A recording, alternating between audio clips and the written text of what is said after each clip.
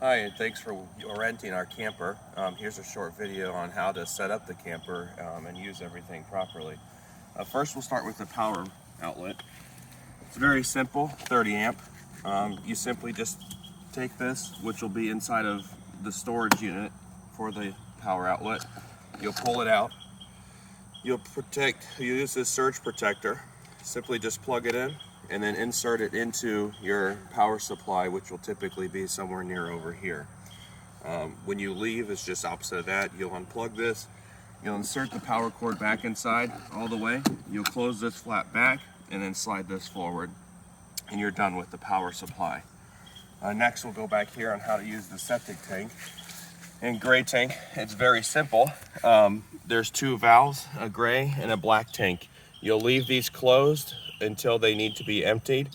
Never open up the valves when it is hooked up and leave them open. You want to leave them shut, otherwise it could back up the entire system and cause thousands of dollars worth of damage.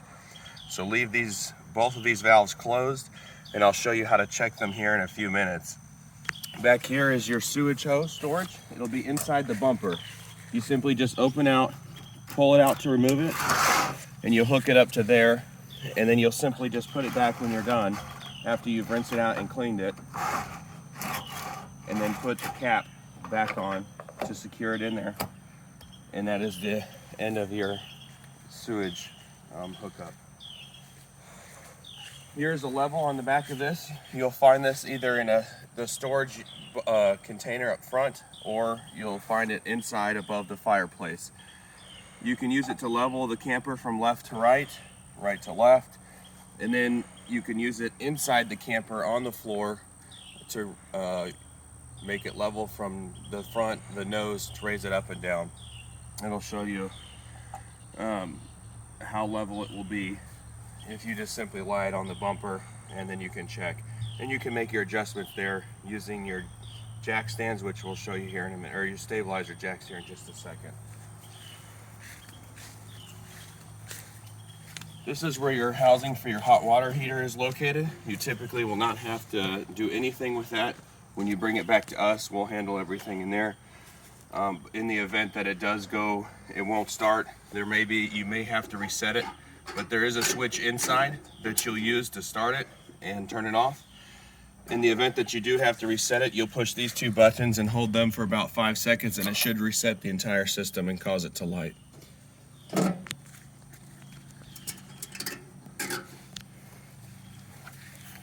Over here is your step to the camper. It's very simple. It goes in, and then you can simply just pull it out. There is a power outlet outside if you have a projector or something to plug in outside, like lights. This is an extra storage where you'll find everything that you'll need to go around the outside of the camper.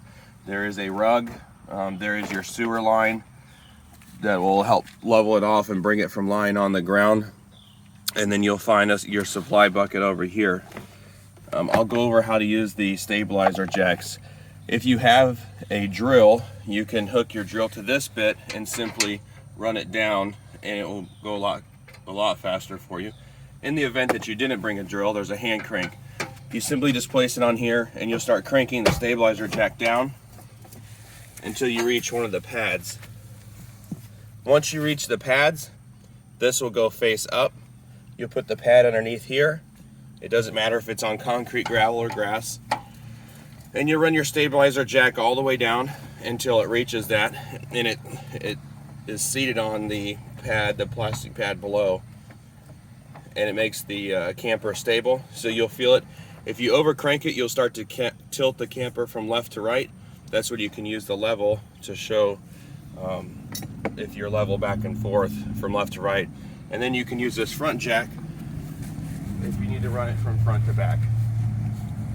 Here's your propane bottle. It's very easy to use like any other. You simply just lift this up, reach under to turn it on and off. Here's your spare tire in the event that you have a blowout. It's very easy. You just simply remove the two lug nuts. You can use the stabilizer jacks to raise the camper up to make it stable, pull the tire off, and then put the spare tire on.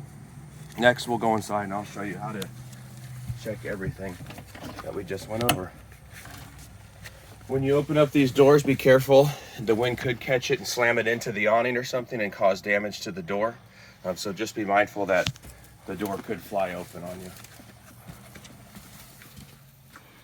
Here is how you check those septic tanks. So after about 2 days, you never want to leave your septic tanks open or free flowing.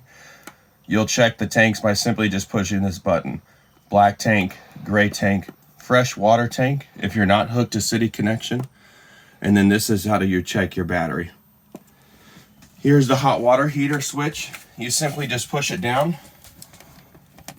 and the light will come on, and it will automatically light after about 10 to 15 seconds. Make sure you have the propane bottle turned on. Back here is a standard fridge and microwave. They both function as they should.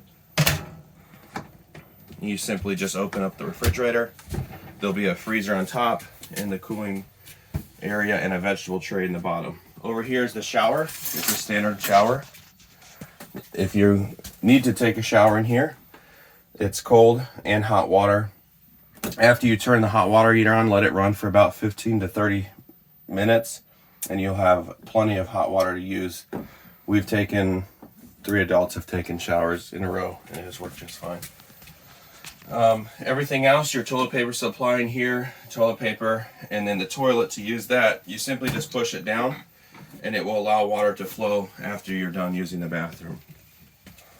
There's 2 extra bunks here in case anybody needs to use it. It has a 300-pound weight limit, so an adult can easily sleep up here.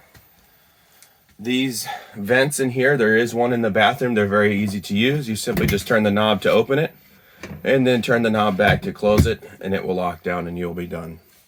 There is extra storage up here above the sink where you'll find pots, pans, coffee cups, cutting boards, anything else you may need while you're on your trip. The key, when we typically drop it off or you come to pick it up, will always be hanging here on a lanyard of some sort, and you'll be able to lock your door at night or when you leave. There is more storage over here and supplies, coffee maker, toaster, bowls. The owner's manual is in here in case something does go wrong and you need to look it up. It's right over here to the left of these giant bowls. The window, in order to use the window, you simply have to just push up or pull down. There is no string or twisting mechanism in order to open it. Next, I'll show you how to store the table. This is the dinette table. When you're ready, you simply just take it out and you'll open up the legs, and you can put it in between the 2 benches here. If you choose you don't want to use it, you can simply take it out, put it in your trunk or storage somewhere. Or if you decide you just want to simply use it as a bed, you'll take the table up, you put it on these rubber pieces here, make sure it's level. You can pull off these cushions, set them here, and you'll have a level platform for a day bed. When you're done using the table or dinette, if it's for the bed or to eat on, you'll simply take it back up, lower it between just these 2 over here next to the window. You'll put the table in and it will cause it to lean like this. This is how you want to store your table when you're traveling, moving the camper anywhere, anything like that. If not, it will slide even and it could slam into this fireplace, which actually has a glass front. The fireplace we wrap up in here because it is known to come loose. It's very easy to use. We keep it wrapped up in a blanket. You simply take it out of the blanket. You'll find some grooves here. You'll line up the grooves, place the grooves in here, and then you'll drop it down. And it's ready to go. When you're done and you're ready to leave, you simply lift up, just take it out. It's very light. You'll place it in this blanket. You could fold these over and then place it back on top like this of the table so it doesn't go flying around and could break. The air conditioner is very simple to use. It's a standard outdoor window unit. You can hit the on button to turn it on. Energy saver, which will automatically cut it off once it reaches the desired temperature. There is the temp you can adjust. It is in Fahrenheit. There is a timer if you need to leave. And then you have all of your adjustments over here by simply pushing these buttons here. Over here is the TV and the queen size bed. We have upgraded the mattress to a memory foam, new mattress. And then you can have the TV at the foot of your bed. Typically you'll find your remotes either in this basket or these storage bins on top of here.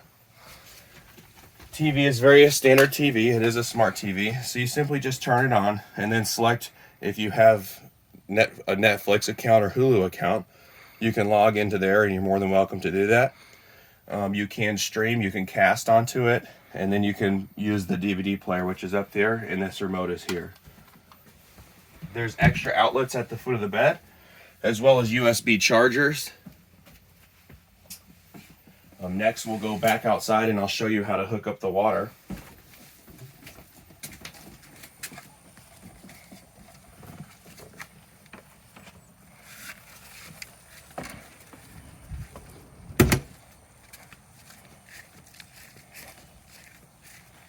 When you're hooking up your water to the local system, whatever it may be, city water connection, there is a hose here. It's wound tightly, but it is a 25-foot hose, so it will expand. You simply take the cap off of this. You'll connect your water connection into here. This will be a valve to turn it on and then to turn it off.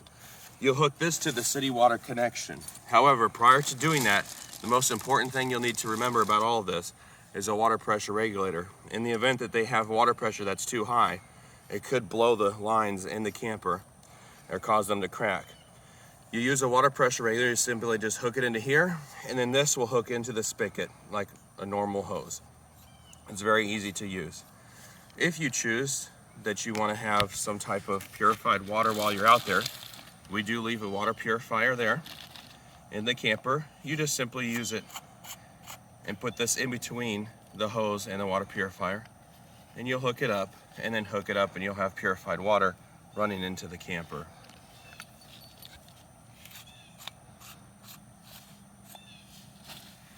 If you should have any questions or emergencies, you can always contact us. Our cell phone number is 850-748-8514.